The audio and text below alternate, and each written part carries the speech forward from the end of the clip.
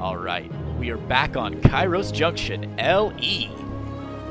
In the bottom right-hand corner of Kairos Junction, LE, in the purple, it is our champion, our coach, our paragon of perfect StarCraft. Playing Zerg this time, it is Toperoco. And his opponent, in the top left-hand corner, in the red, playing Terran. From Platinum 2, it is Lofare. Lofare representing the Australia contingency today. He's living in Australia, playing on the EU server. He is just doing so much hard work. It's really impressive, I tell you. So I always love this first game because our challengers get to choose which map and what. Oh, the music is super loud. Sorry. Oh, jeez. Really dramatic there, music. That's what I wanted. Sorry, I keep forgetting to turn it back down when I get into game. Is that better, Pixel Man? I apologize. Sorry. I had turned it up for the break, and then I'm bad at streaming, guys. That's all I can say. So Toperoco gonna take this hatch before pool opening, and it looks like his opponent gonna go for a macro-focused game as well. So Lofare popping this command center up on the high ground, with one Reaper popping out of the barracks. So both players with these very standard macro-orientated openings. Now I say macro-orientated because that's correct if you speak British or Australian English. For those of us who speak American English, the word is oriented. When I first started dating a British girl, she would always say something like a proper a well-orientated day or whatever, and I thought she was wrong every time, and I was like, sweetheart, you're dumb, you can't do that. And then I realized that no, in fact, I was dumb, and she can do that if she wants to. So I'm gonna, you know, have some fun. I got orientated by several British women. Now that just sounds like something different happened, Romari, and you've got a good story to tell us about a right proper dust-up in a pub or something. All right, Reaper comes in here from Lofare. Looks like ooh, nice. Toperoco get in this around, and these, oh, nice. What a grenade. Lofare might get out of here with his life. No, he turned at the last minute. Reaper, you could have lived. Oh, the Reaper chose not to live. He chose to, in fact, commit the thing where you put the thing in your thing. He did the, anyway, whatever. So Reaper goes down. Not going to get a full scout of this Zerg player. Not going to get any idea how many gases are taken. Not even going to pick off a single drone. And now, Lofare could be in a little bit of trouble. There is one Marine out, but there are 4 Zerglings steaming toward his second base. Looks like the second command center is going to begin the orbital command. Now behind this, we see a factory with a tech lab getting added on, a reactor getting added onto that barracks as well. So it's entirely possible that Lofare is just going for like a tank Marine push. But unfortunately, with no units out of the map yet, Lofare, I imagine, is going to feel really good about his position. First tank is on the way now. Lofare, you cheeky bugger, look at this.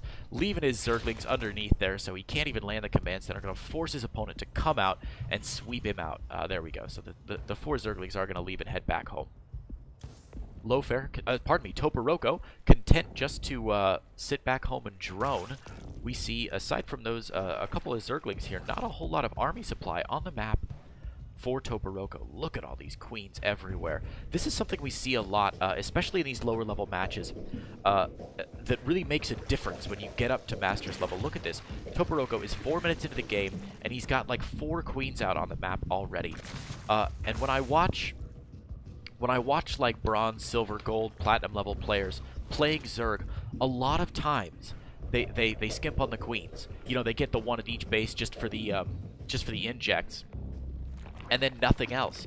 Queens are such a versatile unit. They're not cheap, but they're so versatile early in the game, and even into the mid game with the transfuses to keep stuff alive.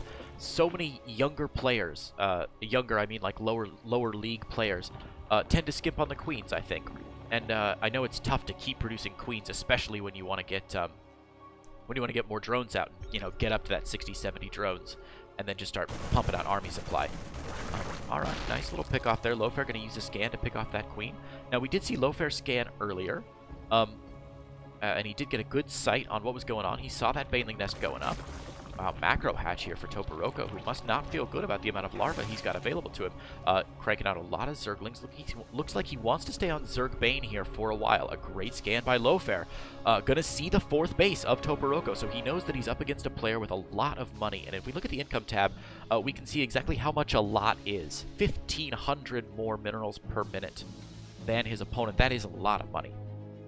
So Toperoco doing a good job here, but it looks like Lofare is coming across the map, gonna hit this 4th base that he has just scanned. Now, Zerglings are in the main. I don't see any Banelings on the map just yet. Only 26 Zerglings against 16 Marines and 2 tanks. So if Lofare plays his cards right and gets those tanks set up, he can definitely do a little bit of damage here. And here we go. Tanks set up on the low ground. His Marine force is in the front, and Toperoco is definitely going to lose that base, forcing a cancel. That's a nice pickup by Lofare, especially in a game where he knows he's economically behind. But a little bit of pressure early on is going to serve our Terran player very well. A lot of low league players complain playing against Zerg. They say, what could I have done, right? What could I do? There was nothing I could do. Did you see his Zerg army? How do you fight against that? They're everywhere on the map. And the answer, of course, is always, yeah, you can't do anything when it gets to that point, you dope. You gotta do some economic damage early in the game. And Lofare's taken that to heart. Gonna send these boys back home. But a nice little pick off there of the 4th base by Lofare. So a little victory here for our Platinum player, fighting against Toperoco, the coach. We do see Tech Lab finally researching Stim Pack. Stim quite late at the 7-minute mark. It means it's going to finish around the 9-minute mark of this game.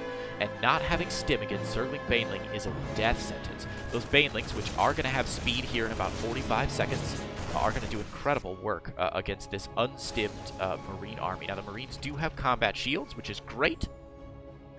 But no Stim is going to make it real tough. Yeah, this creep spread. 7 minutes already creeped halfway across the map, just waiting. And unfortunately, Lofare has used a lot of his scans already just to get an idea of what his opponent's tech is. And here we go. The second he steps off creep, gets a beautiful Zergling surround. And those Banelings can't even get to the Marines because there are too many Zerglings in the way. He ends up spending only 2 Banelings to destroy that entire Marine force. And Toperoco has got to be feeling very good about his position now. 62 army supply to just 30. Now, Lofare is building a 3rd base, unfortunately. The Zerglings and Banelings are right outside of his natural, and there is not a whole lot back home. A couple of siege tanks up on the high ground, going to get some good shots off on that Zergling army, and Toperoco is going to get zoned out of the natural for now. Back home, we see him building 19 more Banelings and finally choosing his first tech of the game, Hydralisk Den. Ling Bane Hydra can be fantastic in this situation, especially against a Platinum level player. Wow, going to get probably force a cancel here on this base. We don't see another SCV heading out just yet. So Lofare's 3rd command center completely unfinished. And the medevac is going to head out. Not sure where it's heading. Okay, going across the map. But wow, Lofare is not joking around, man. Look at this unit tab. Hokey smokes, 85 Zerglings. And a good solid 33 Banelings as well. I'm not sure what he wants to do with these. He knows the high ground is pretty well defended. We don't see a whole lot of Hydras out just yet. Getting those Hydra upgrades, but not actually cranking any Hydras out. Little drop here by Lofare. Nice work. 8 Marine drop. Oh, you got to micro forward, Lofare. You got to micro forward. Oh, no. Medevac gets picked off, and now the Zerglings arrive. Again, no real damage done here by Lofare. Hey, another follow. Carlos the Sloth. Thanks, man. I hope you're enjoying it. This tournament is going to be so much fun, man. We're only on the 2nd series, and I'm already just loving it. It is so fun to see these guys try and unseat Toperoco, who is like a superior player in every way, but it forces these lower level players to come up with unique and interesting strategies. And I dig it, man. I really dig it. So look at this, Lofare, honestly, doing a pretty good job back home, grabbing that engineering bay, mixing in the double siege tank. He's got a couple of upgrades coming out now for his, pardon me, once this engineering bay's done, he'll have a couple of upgrades coming out here for his Marines. Double medevac as well from 1 starport on 3 bases. Hey, man. For a Platinum level player, that ain't bad at all. Unfortunately, we do see his opponent across the map. A little pincer movement. Look at the mini-map here. Gonna hit from, wow, 3 directions at once. Gonna take himself this 3rd command center and rush right into the natural. Zerglings and Banelings rolling in. Zerglings immediately on top of those tanks. Tanks on the high ground doing a lot of work here, but it looks like there's just too much Zerg. And oh, the gate is down. Lofare immediately sees those Banelings rolling into his main and calls the GG. So well played there by both players. Congrats to Lofare for doing well, but just got rolled over. All right, so we're gonna get the green check mark there to Toperoco in match number 1. If you do want to follow along what's going on, there is a Google Sheet. If you type !match, matches, I think, matches, you can see this Google Sheet. And you can get an... Lofare, you did fine, man. What map do you want next, buddy? Get back in game, Lofare. We got a best of 3 to finish up. Come on. I don't know anymore. Come on, just pick a map. Alright, we'll get Lofare in here. I'm going to put a couple minutes back on the clock and we'll get this next match sorted out. Thanks so much for your patience, guys. We'll be right back.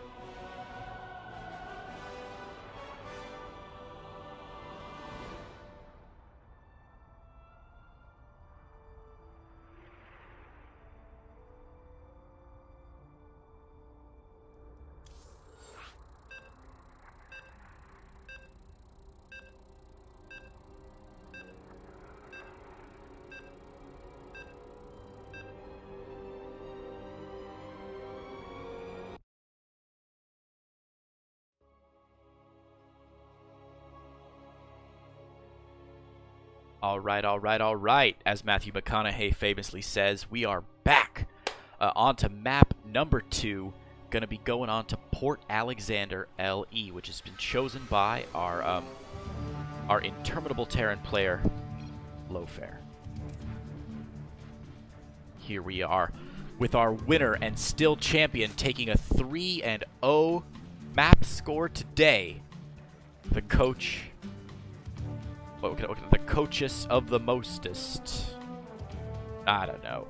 It is Toperoco.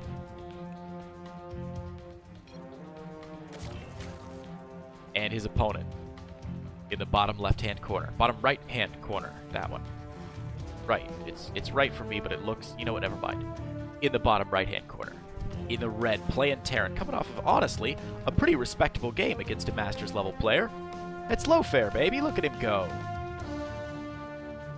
Hybrid, some sort of handicap.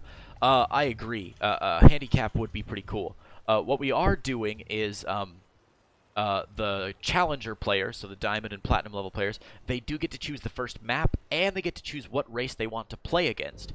So I think a lot of them have...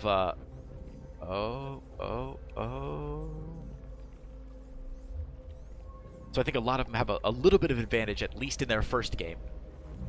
Not sure how much it's been doing for them.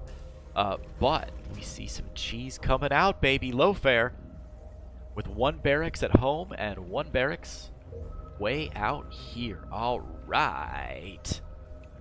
So we got a proxy barracks here from Lofare. We've seen this in a couple games before. I know that Lofare has done proxy Reaper in games before, but I've also seen him do some crazy, like, proxy proxy Marines with like 2 or 3 SCVs. It looks like he's not committing super heavily to this, but wow, 1 Marine on the way. So unscouted so far by Toperoco, whose Overlord is just sort of floating into position. But Lofare is going to seal up his main base there, it looks like. 4 Zerglings on the way for Toperoco, whose natural is already down. And Ling speed started right away. Whoa, Lofare, proxy in a factory, alright. First Marine waiting at this little 3rd base location here. Still just 4 Lings on the map, no creep spread yet because there are no queens out. But let's see what Lofare wants to do with this proxy factory. What? Okay, he's got a starport going up, but it's back home in the main base. We see a Hellion coming out of... a quick cancel on a tech lab, and a Hellion coming out of this factory. Okay. Now, of course, if you're trying to do a proxy, the idea is you want to hit hard and hit early, unexpectedly. I'm not sure this is early enough to be unexpected for Toperoco, who is going to use those 4 Zerglings to pick off that first Marine. Now, that's a lot of Marines lost. I know it's just 1, but percentage-wise, that's like 30% of the Marines. Oh my god, Lofare. Alright. Choo-choo, motherfuckers. Let's do it. SCV joining this push with the Hellions as the Fusion Core goes up in the Terran's main. 6 Roaches are on the way, and 2 Queets should be able to defend this fairly well. I don't think this push from Lofare has a lot of teeth, and in fact, he's not microing back at all. So yeah, the push is going to get taken away, losing 1 Marine and 1 Hellion, but continuing to crank out from these 2 proxy locations. Liberator's done, and it's on the way. Fusion Core almost done. We see a Ravager morphing at the main here. 4 Ravagers morphing at the main, rather. And 10 more Lings on the way. Trying to build a bunker at the 3rd base location. Gets the cancel on the bunker. And chases away, looks like everything that his opponent has to offer. Wow, okay, so Toperoco not getting up here to see the proxy buildings that are now floating back home. But unfortunately, it looks like there's not a whole lot of home to defend. 1 Liberator is steaming toward the natural here, but with only 2 Marines on the high ground here and a couple Ravagers on the way. This could... oh, a little bit of lag. Oh, a little bit of lag. Uh-oh, uh-oh. Okay, we're back. Sorry. 4 Ravagers on the low ground, I think, is going to be more than enough to pick off a supply depot and get these Lings to flood in. Toperoco taking his time, going to get a good scout with his Overlord, see what he's up against, and then I imagine as soon as he sees that there's no real danger, he is going to push out and move away. We see that Liberator's gotten pushed away by the Lofare. Oh, pardon me, got pushed away by Toperoco as he floods into Lofare's main base. Lings everywhere. SCVs come out to defend, but a couple Corrosive Vials are going to destroy those SCVs, and that's not going to be anything left. Oh, man, the Fusion Core for nothing. And we're going to see another 2-0 victory for Toperoco. Alright, guys. Here's what we're going to do. Just like last time, I'm going to bring Toperoco in. He's going to talk to us a little bit about what he thought. I think probably about game number 2. So if you'll give me just 1 moment, I'll get Toperoco pulled on, and we will look at this replay with some advice from Toperoco about how to properly proxy a Zerg player. Don't go anywhere. We'll be back in a couple minutes.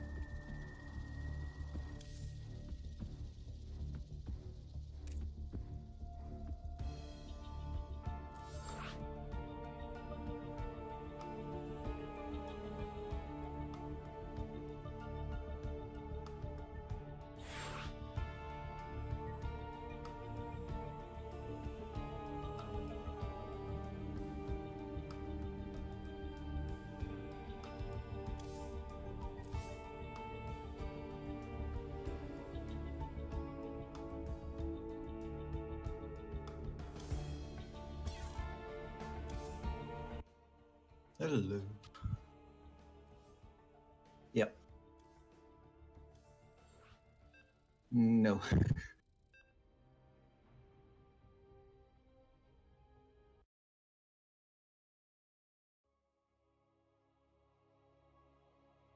Yeah. Yeah.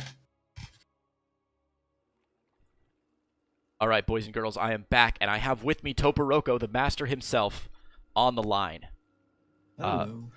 So here's what we're going to talk about. I was talking to Toperoco earlier, just getting him on the call, and asking, did you know you got proxied? And your response, Toperoco, was? No, I did not. He had no idea. So let's take a look at this TVZ with Lofare against Toperoco and talk about what you can do when you're trying to proxy against a Zerg player as a Terran player. So we can see he sends this SCV out on Port Alexander and builds a barracks right there. Can you talk about... oh, you heard the other end of the call? Oh, thanks, Raph. I apologize. Ooh, I gotta work on that. Anyway, sorry, Toperoco. So we've got a barracks being built here on Port Alexander, which is a pretty significant distance away from your natural. Is this usually where you would proxy if you were going to proxy a barracks, Toperoco? Well, it depends on your overall strategy, right? So, I don't think this. I think this barracks is for making an add-on for the factory that's also being proxied. A good guess, but no. He pumped out a marine No, and then no, built a proxy okay. factory right next to it. And then yeah. So the thing is, if you measure the distance between this factory and the barracks to my natural, the time you gain from going from there to my natural instead of going from your base to the natural is like you gain maybe 5 seconds. Okay. So that's not really worth it. So if you do this, you might as well build it at home and have the safety of your base. Of course. So if you want to build barracks and do something early, like do it right away. The first barracks was built in the main, right? It's right there, right in the main base. That can be right in the face of the Zerg. Can be at the third. Sure. So if you're going to Maybe proxy right like in front of the natural. So if you're going to proxy like 2 barracks or something to do a proper marine bunker proxy, where on Port Alexander is that usually the most effective? I think on the third base below the natural. So like down here. I can go but yeah, where my third overall is heading right now. Because you don't really Oh, Toperoco? Sorry, we're losing you a little bit. Oh no. You sound like a robot. Sorry, guys. A little technical difficulty here. We're trying something new on the stream. Yeah, I think I'm back. All right, there you go. That sounds better. Yeah, it says we're connecting via Japan. It's probably not good. Okay. So he pushed up here with a couple Marines, an SCV, and 2 Hellions, which you easily defended. As you're looking at this from a Zerg player, if you were aware that you were being proxied, say you'd scouted out this barracks, or scouted out a second barracks or something, what do you usually do if you suspect that you're about to see 5 or 6 Marines hit your base at the 2.5-3 minute mark? I'd get ready to pull all my drones to make sure no bunkers get up. No bunkers. Is that the key? Once there's a bunker in range of my hatchery, this is too late now. The creep is too far out. But when there is still the possibility of a bunker going near the hatchery, once the bunker is up, there's nothing you can do because the SCVs can hide in the bunker and then pop out, repair it, and go back into it. And you can never really target them. So the best, I think, I don't know if you have this saying in Germany, but in America we'll often say something like, an ounce of prevention is worth a pound of cure. Yeah. Which in this case it seems to be the best option. Yeah. I mean, this is also a bit of dollar luck because I happen to play 2 base all in right into the proxy, so I have roaches to defend now against Marines and Hellions. Sure. Which is pretty perfect. Yeah, and you just walked across the map basically and destroyed everything he had. But even if I didn't play this aggression, note how just the queens kept me safe because there was like 3 Marines and a Hellion. Right. Marines and Hellions are really bad at queens, so this has to hit really, really early or not at all. If it hits later, it can be hell bad, right? Oh yeah, definitely. And I keep telling my viewers this. We see this a lot, especially at the lower levels with lower level Zerg players who, they'll build like 1 queen per hatchery and then just stop building queens. How many queens do you usually go for if say you don't have like if you don't have a specific strategy you're responding to? Against Terran, of course, 1 per hatchery for insects, and then another 5 to 8 queens. Another 5 to 8? Yeah. Wow, that's even higher than I would have suspected. So, Zerg players in the chat, if you're listening.